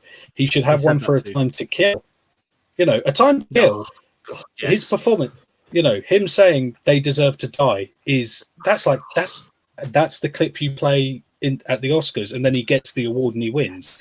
Coach Carter, I think, is a really fine performance. He should have, he gives these performances, and I think he's an actor as well. And he said this: he enjoys acting. He's an actor. It's not, and he just enjoys what might happen, and that's why you give him $1 million, and he will do whatever. And I respect a guy who's like, I like comic books, I like anime, I like blaxploitation, I like saying, the MF word.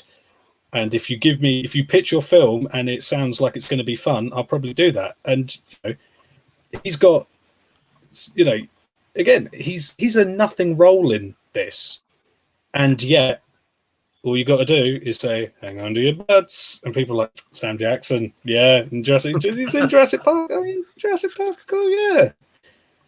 It's the shouting at the computer and dramatically wheeling across the room, which is like, it just brings me back to like this is going to sound really not mocking the ethos today. Oh. God damn, I hate this hacker crap. At primary school, we used to have ICT lessons, which was like learning how to use computers at primary school. And it was like wizards. You'd go on Word Art and find these incredible new ways to put your titles and stuff. And it's like you'd wheel across the room on a chair. It's like, that's Sam Jackson in this. And it's so 90s. And that's why it works. And I think there's a certain shine because it's pre-Pulp Fiction. He's like not the Sam Jackson we know today, which is why I kind of love him even more in this. And yeah. Yeah, and also I don't know if you guys know about the behind the scenes of why we never got to see his death, which is its own story.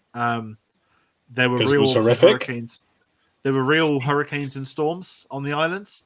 So when filming recommenced, he couldn't make the filming dates. So they had to do the arm as a sort of I think it's better. Not being able to show.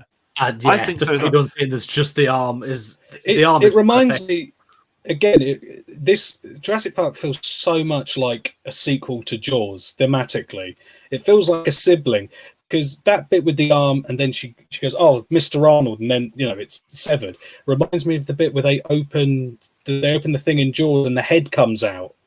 There's just that severed head, and it's like there's so many moments in this where you're like, "Oh man, that's such a Jaws." The characters, like the fact that you've got these disparate characters. You've got a protagonist, you've got an expert, you've got a salty sea dog. Where here you've got a grumpy old man. A really enthusiastic young lady, and Jeff Goldblum. You've got that kind of thing, and the bit in Jaws when the shark's at the beach, and it does that perspective zoom on Brody's face, and he knows the shark's there, and the shark's there. He does the same thing, but it's with a glass of water. All you see is the ripples, and Spielberg's going, "Something bad's about to happen, guys. I'm giving you some warning. It's about to get bad." And Spielberg as well is a great director of kids. I don't think he gets enough praise that, good kid actors now are very good. In the 90s, they weren't so good. And Spielberg throughout his career has, if you look at the children that have done films with him, they've gone on to become, Drew Barrymore. Prime example, she's a very good actress. Henry Thomas nowadays, Elliot from E.T. He's one of Mike Flanagan's, troupe of actors. He's been great in Hill House and Midnight Mass. And then in this, I think the performances are really good. I think Christian Bale is a prime example as well. Empire of the Sun. Christian Bale has gone on to become one of the greatest actors of his generation. But like throughout his career, he gets these kids, and they go on to become very interesting performers. Anna Paquin's another one in Amistad. She plays the Queen, and she's very good. Dakota Fanning's very good.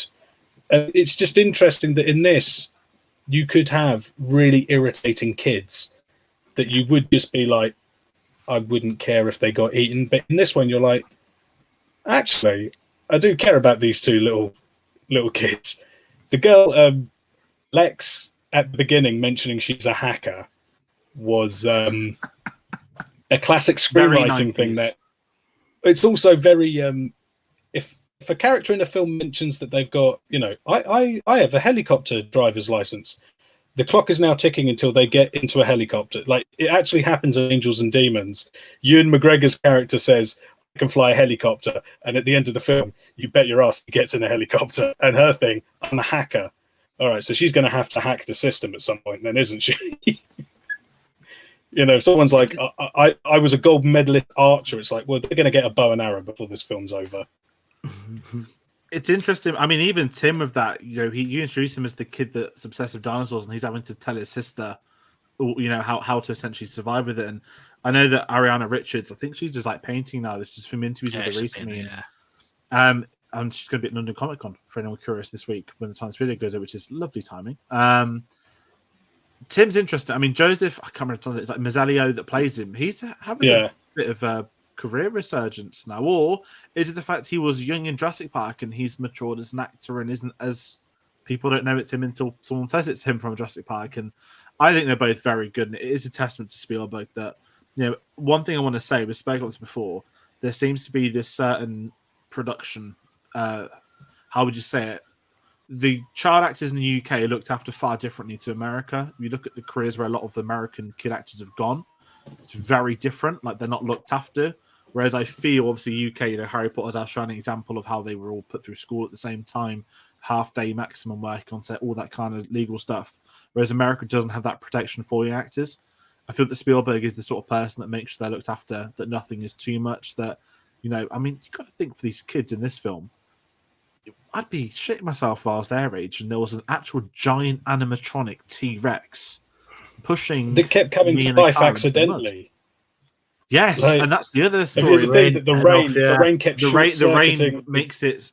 And the rain would make it come on, which is just... It's like millimeter. And they'd have to, like, get hair dryers to dry it. And then it would, like... As the electricity started again, it would, like, jump about and start moving. I mean... But also, yeah, just the idea that, okay, and in this scene... we're going to basically crush you with a car. You'd be like, you know, as a kid, or even, you know, I know that you do amazing things with miniatures and stuff, but just some of the, you know, little Tim up at the top of the thing and he's got to go down. Like, that must be a lot of fun to shoot, but at the same time, it's very high up. And yeah, and then he went on to be John Deacon in Bohemian Rhapsody, which I thought was hilarious. I was just that was that cast. That film had a weird cast because Roger Taylor was used to be on EastEnders, so it was like, who's cast in this film? The weirdest thing for me, sorry to distract, when I was at the Bond premiere last year, me and the friend I went with, we accidentally, well, it was intentionally, but very well done. We managed to get to the VIP exit after the performance. So we went down to like the Royal Boxes entrance and just walked in. So there's like Hans Zimmer was there. Anyway, when we were leaving, we went down the normal stairs and it was a different exit. And then we looked up and Joseph Mazzello was there alongside with obviously not Freddie Mercury, Rami Malek. Basically the whole Bohemian Rhapsody cast were there together, and obviously Rami Malek's dating the actress from it as well. And my friend I was a massive Queen fan, so he was like, "Oh my god, it's the whole band!" And I was like, "It's Tim from Jurassic Park." I was too scared to go over and ask for a photo. And bit contextual as well. Stood behind me. I didn't know at the time was Austin Butler. Who someone's like, "Oh, there's a singer behind you." If they'd have said the name Austin Butler, I'd have known that's for a photo because they were filming Masters of the Air, which is really cool. Which we spoke about before it's my life, but yeah, that was a really weird encounter. That was. Tip advice to anyone that goes to a premiere at Albert Hall: just go down a flight of stairs and go into the boxes when everyone leaves. And if you're there early enough, you might even meet the main lead. One thing with Tim as a character, I just managed to get in. I don't quite get why Tim never come. Like, I know he has a bit of a cameo in The Lost World. I don't quite get why. InGen is Hammond's company, and then in the second one, it's all to do with his nephew Ludlow. You know, the Arliss Howard character taking over.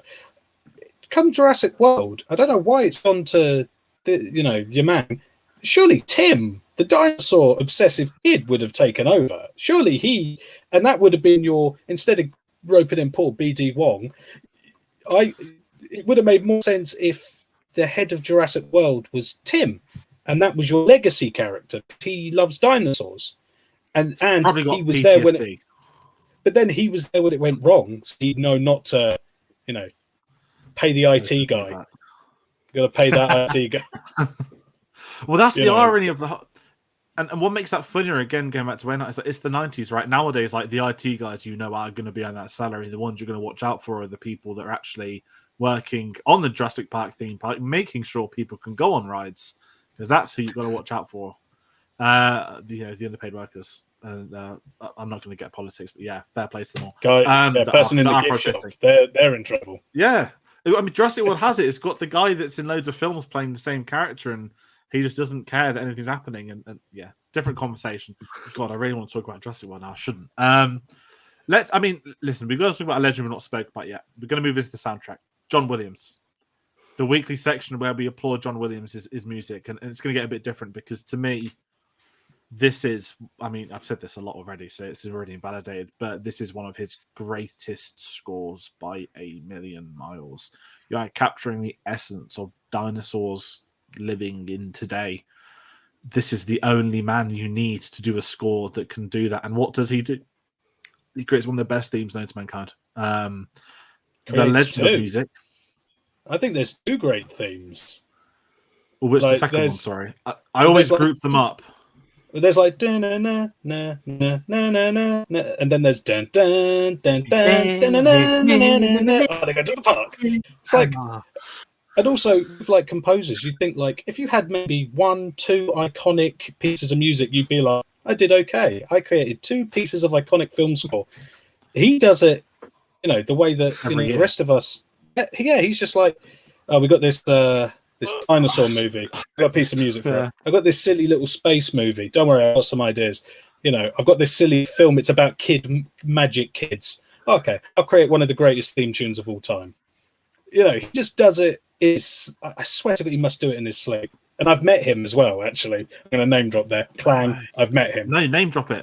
That's amazing. Yeah, I met him. I went to an all-boys Catholic school. I know, weird. And I was in a choir, of course I was.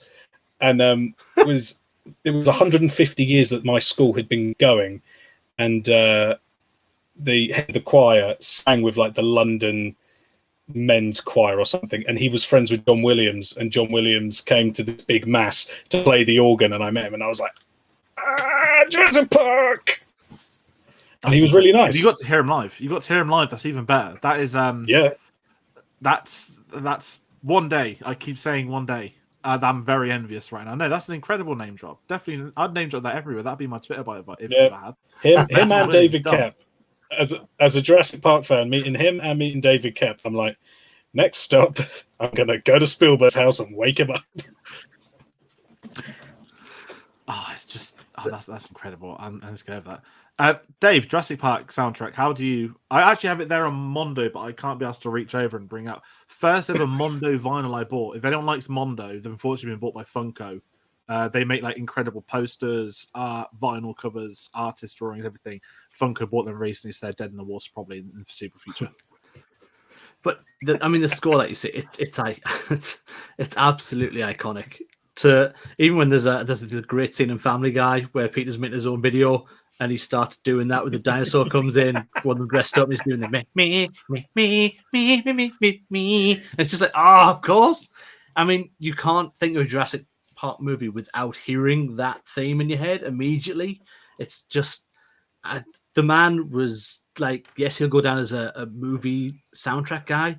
He should be down as one of the greatest maestros in music.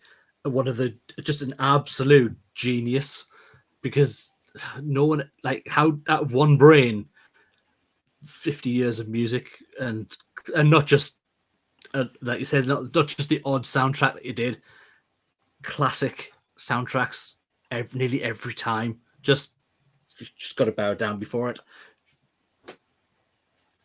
I've got to add, the time of us three recording this, I think his 90th. He had a special 90th birthday concert happening at the Hollywood Bowl, which I think was Thursday the 23rd, which is where the stories come out that he's hinted he may retire after Indy 5.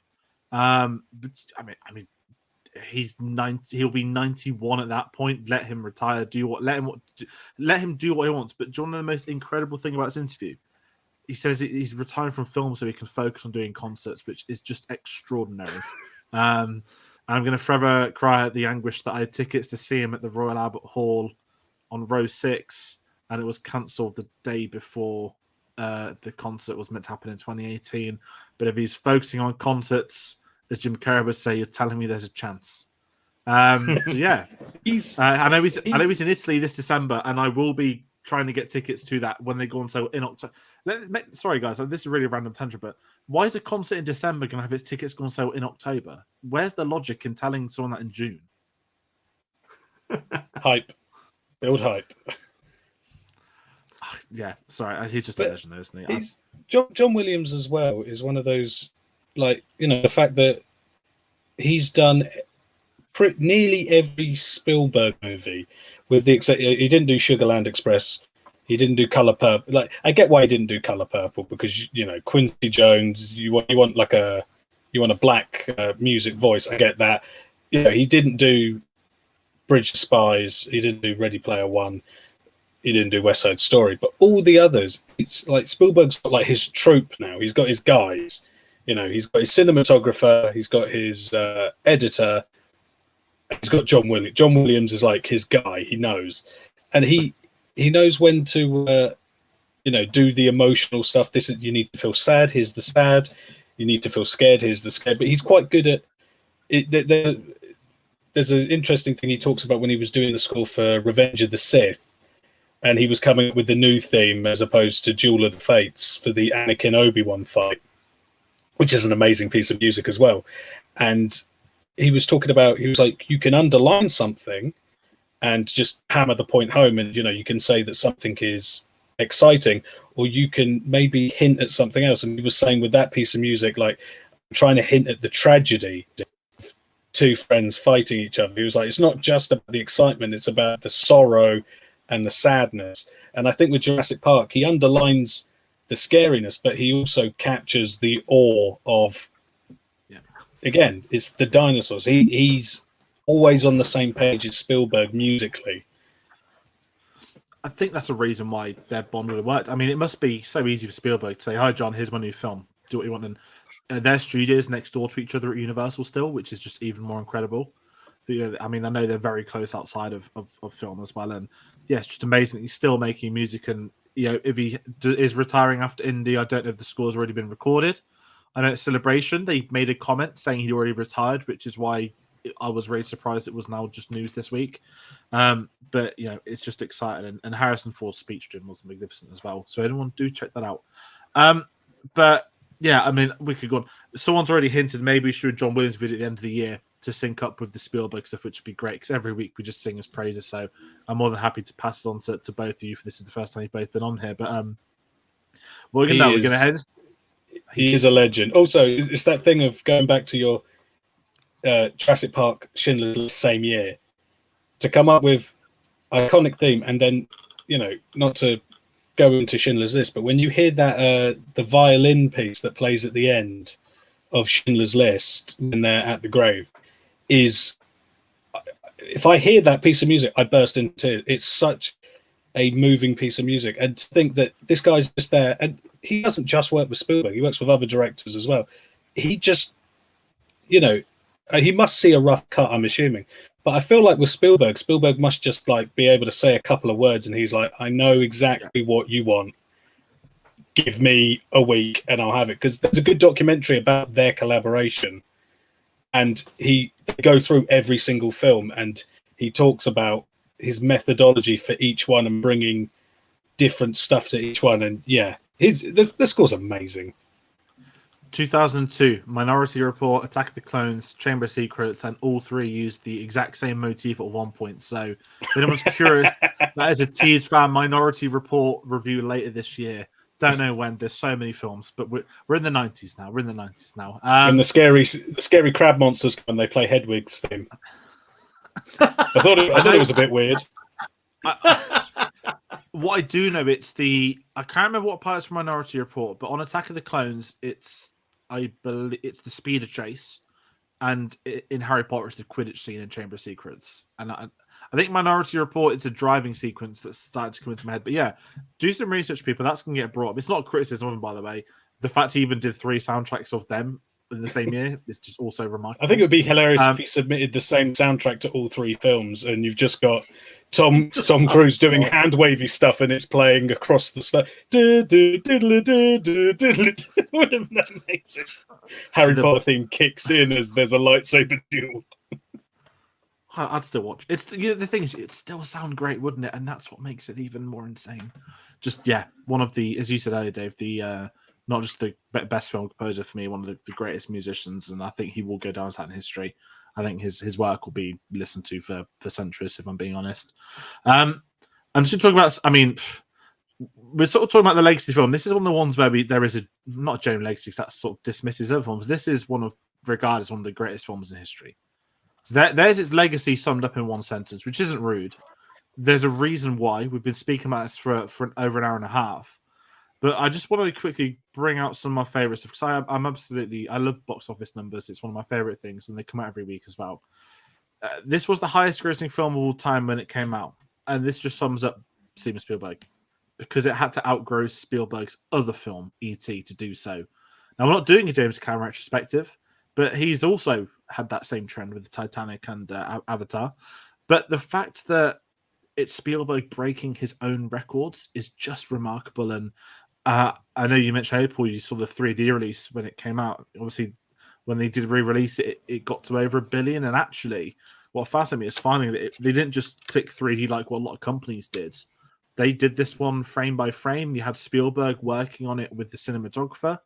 And he said that he shot the film. I've not seen this in 3D, but when you watch this film, there are moments that actually stand out saying, okay, this probably could work in 3D. And not that it's too much of a gimmick. We know it was, but they put a lot of time and attention into the conversion for this, which I actually really respect. Because for a film like Jurassic Park that has that legacy, you don't just want to undermine it. And I'll give another shout out to George Lucas. The Phantom Menace in 3D was actually pretty good. And I know that he was going to do one a year until the Disney takeover. So it's just a shame they never got finished, because they were actually decent, the Phantom Menace one. But just curious, box office, how do you all stand with it? I mean, can you see what, I mean, Dave, not say you lived it again. I keep saying that, sorry. I know it's sort of, I adversity always mock you, and I don't mean to, because I'm actually always really curious, but can you remember not remember when it came out, but was it the event, like, how, like, in my lifetime, there's been a lot of Marvel films, but defining films that just everyone went to me, it was always The Dark Knight, Deathly Hallows Part 2, and Endgame for me. And obviously Force Awakens. They felt like the 4 biggest films of my lifetime. Was Jurassic Park, like, I mean, you had Phantom Menace, for God's sake. You remember that was only 3. That's the one I'm more envious of. I mean, there was Crocodile Dundee 2. No, it's just Classic of the genre. Classic.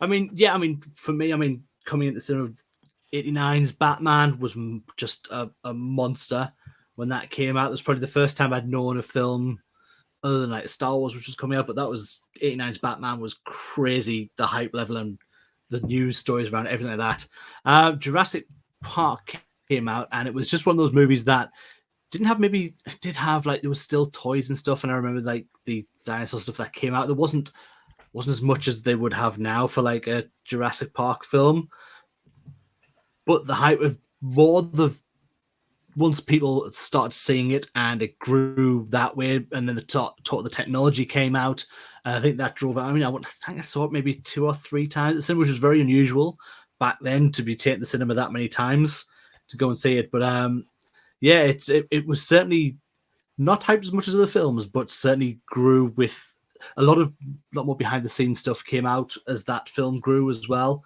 around that time. But yeah, it was when I was a lad and I went to go see these movies, George, before you were born and things. It was great.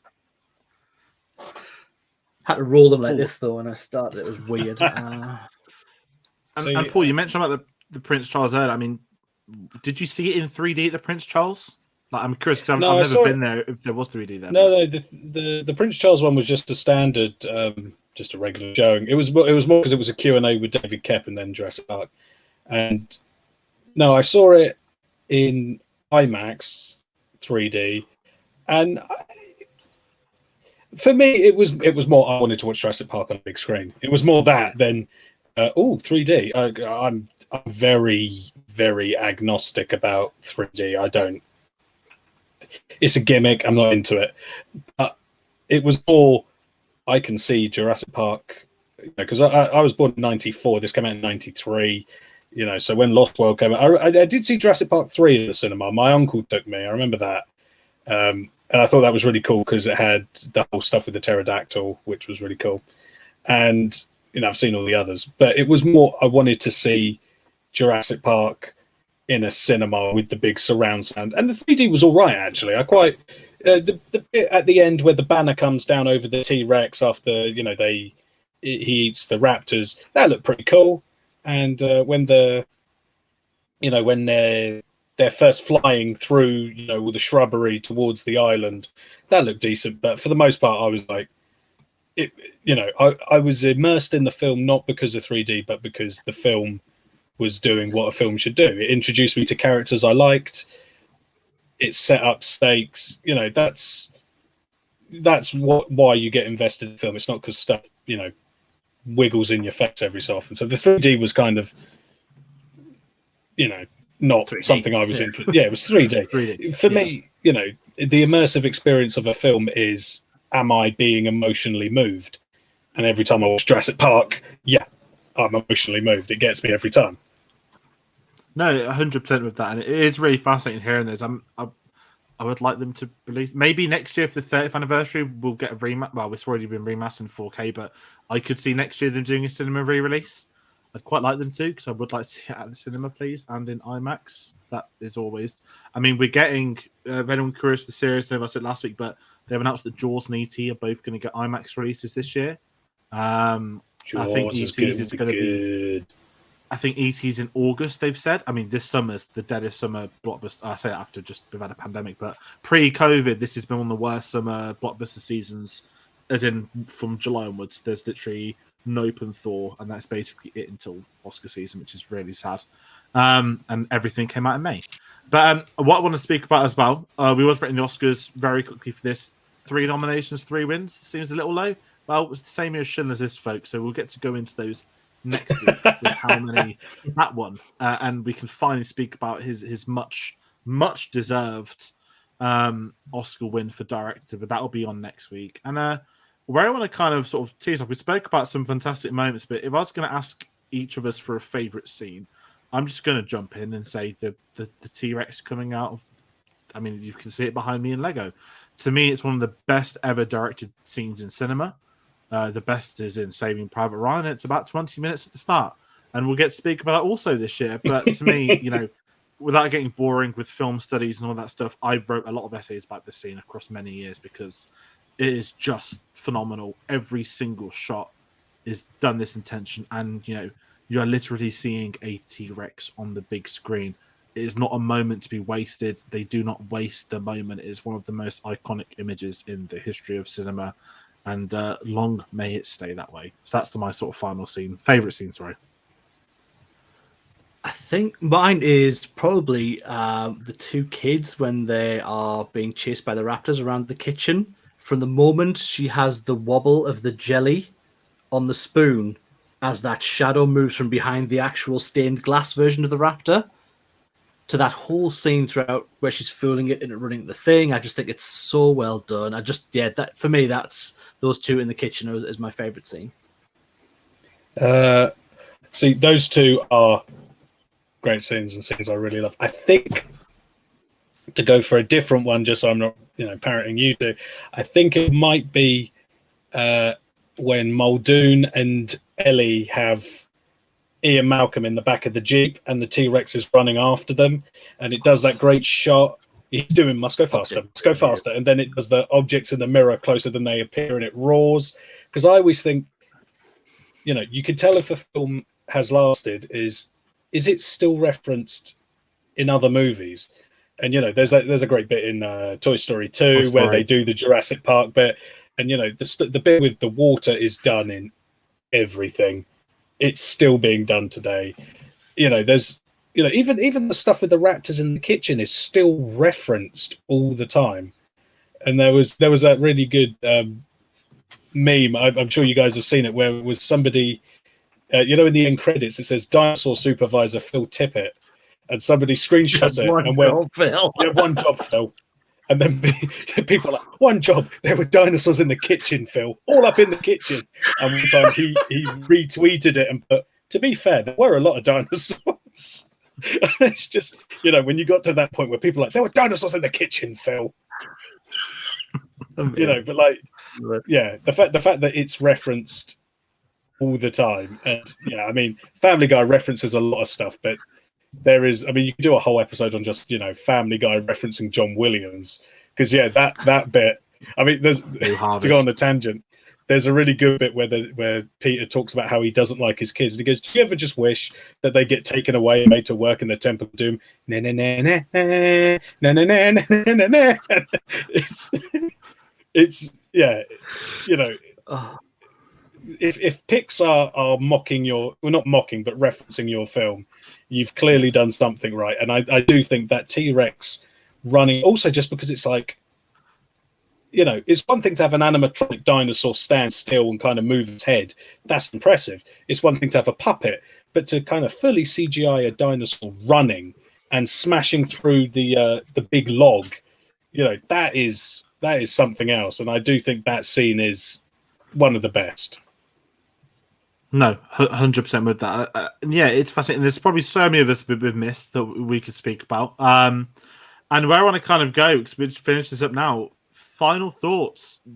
It's impossible. With what we've spoke about this film, to me, this is one of the, not just one of the best blockbusters made ever, but one of the best ones ever. It's some films I feel can get not over acclaimed, but some you revisit them later. It's like I don't see it or whatnot, and that's a bit harsh on others. But with this, every time I see Jurassic Park, I'm wowed again. It feels like you're watching it again for the first time. It never feels like it's fully settled in that this is how dinosaurs not are, but they are in this film, not how they were. Sorry. And you just can't beat it. And there's a reason that every single piece of media that has ever come since that has dinosaurs in it just doesn't hold a candle to this. Not its sequels, not its spin-off trilogy, not the Disney one from 2002. Are there any dinosaur video games? There's a Jurassic Park games, apparently, where it's like you build your own Jurassic Park. And they're probably nowhere near as good, but Jurassic Park will forever stand the test of time, I feel, as a blockbuster. And when you look back at Spielberg's legacy over his 5 decades plus of films now, there's a reason that this one is right on that perch in conversation with a few others. And again, to release this film on the same year as Schindler's List, and both of them be at the quality they are, and as you said earlier, Paul, the separate genres, is to me the greatest achievement in the history of cinema, and I will maintain that on record throughout the rest of this series.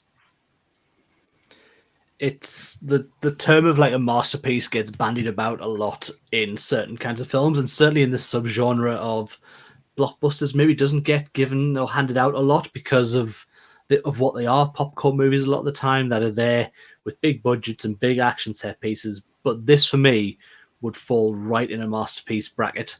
It's the first of its kind, and for it to stand head and shoulders above pretty much any movie that's tried to do something similar right up to now, right up to a film that's in the cinemas now about the same subject with the same IP, it just, you can't talk big enough about Jurassic Park for me. It's a wonderful film. Yeah, obviously, as I said at the beginning, it's the film that made me love film. There's a giant poster of it in my living room. I've got T-shirts of it. But it's also one of those ones where, like, sometimes there are films I like. The Avengers, the first Avengers film, I enjoyed that film. I've rewatched it several times, and every time I watch it, I enjoy it. But I couldn't really dissect it in its filmmaking, because then I would it's like trying to take apart jelly. It would just become goo. But this is like a really well-made table. Like, you could take it apart and put it back together and it's perfect. Like, it's just because of absolutely everything. The cinematography works, the pacing works, the writing works, the act, every single thing. Everyone came to this and went, what if we only ever made one dinosaur film? Let's make the dinosaur film. And I think, I mean, I love Marvel films. I'm not, I'm someone who gets bored of people constantly dumping on them. But outside of maybe the first Avengers and Endgame, they don't feel like events. They feel like another episode of a TV series that I enjoy watching. Yeah, Jurassic Park feels like, and I mean, I can't think of any other blockbusters from 1993. Maybe that's just my bad memory, but I can't think of any others. I can remember lots of blockbusters from 2005. 2005 had War of the Worlds. It had had Revenge of the Sith as well. Had Batman Begin. Like, you had a few. 1993. It's like Jurassic Park came out. What else? Doesn't matter. Jurassic Park came out. Like, no matter what else came out. Jurassic Park came out. That's all that matters. And yeah, it's maintained for 30 years. As there's still people today that go, "Oh, it's my favorite film," and there's a reason why. It's getting Mrs. Doubtfire. Brosnan. Oh, okay, Mrs. Doubtfire is good. Robin Also Williams won an in Oscar. Jurassic Park would have been. I would have. I spoke earlier about as Ian Malcolm would have been good.